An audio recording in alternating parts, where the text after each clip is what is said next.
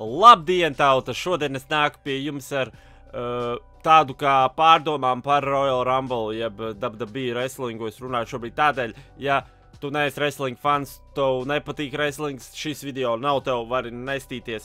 Gaidi 6, nāc uz streamu, pasties streamu, parunājam tur, jo šodien būs 6 streams, jā. Bet, ja tev patīk wrestlings, tātad manas domas par Royal Rumble kopumā garlaicīgi. Fani arī bieži brāl boring, un tāds arī bija mans sajūts, jo vispār nebija nekāds surprise entries, vienīgais, kas bija, tas bija Tājs Dillingers, bet kas bija paredzams, ka 10. Perfect 10, nu, tas bija arī diezgan paredzams, bet nebija ne Samoa Joe, ko es gaidīju, ne Shinsuke Nakamura, nu, par to es varbūt nebiju tik pārliecināts, bet šis domāju, ka būs Samoa Joe. Jā, Shinsuke Nakamura nebija, es cerēju, ka Finns Balors atgriezīsies, bet viņš neatgriezās, nu, jā, nu, nekas interesants, nu, tiešām nekas interesants. Interesantākais moments bija, kad Barons Corbins eliminētoja šito te, nu, jā, vēlreiz spoiler alerts visiem, te būs spoileri, ja neesi nostījies, Royal Rumble nostījies, un tad varbūt pasties šito video, jo šeit būs spoileri. Labi, pateicu to. Tātad Barons Corbins un eliminētoja Braun Strowman, manuprāt, šokējošākais labākais moments, jo es negaidīju, ka tik ātri Braun Strowmans, jo viņš sākumā ieradās un bija tik tāds, nu, spēcīgs, uzreiz tur 5 pēc kārtas eliminētoja, un, nu, jā. Es domāju, ka viņš ilgāk būs, domāju, viņš varbūt neuzvarēs, bet es domāju, viņš bija viens no favorītiem, kas uzvarētu, bet viņš tik ātri un, nu, neparedzam, teiksim tā. Kas vēl? Vēl tas, kad, kas vēl bija labs, nu īsti nekas atbēja labs nebija, nu, labi, kad Roman Reigns neuzvarēja, jo, nu, ja viņš būtu uzvarējis, tas būtu baigi traki, un, jā, un, nu, es uzskatu, nevajadzēja viņam uzvarēt, bet, labi, kad neuzvarēja. Nu, viņam būs, laikam, cik saprotu, tagad feuds pret Undertaker uz WrestleMania.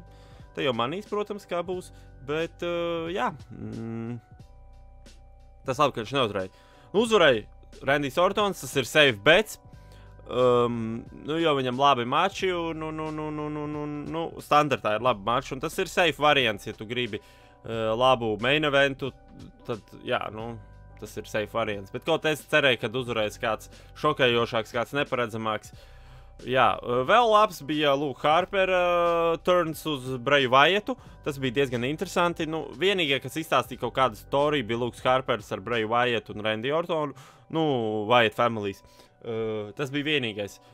Arī, protams, Goldbergs, kad tik ātri atkal Broku Lesnaru, tas bija tāds otrais šokējošākais moments, kad tik ātri atkal Broku Lesnaru eliminētoja. Viņš ienāca tik pārliecinoši viss, bah, un ienāk Goldbergs, un viņi tik ātri atkal nafīgi izsūta ārā. Jā, tas tāds bija, nu, varbūt otrs interesantākais moments. Kas vēl? Jericho bija labs, man patīk Jericho. Tad es labāk gribēju uzvarēt Jericho nekā Ortons, jo, piemēram, nu, tad būtu labāks es friend versus friend, bet tagad es nezinu, kas, protams, es nenoskatījos pārējos mačus vēl, jo es gribēju ierakstīt šito, es tikai nostījos Royal Rumble pašu maču. Gribēju ierakstīt šito tādas pārdomas, teiksim tā. Un jā, un, es nezinu, nu, nekas īpaši, nu.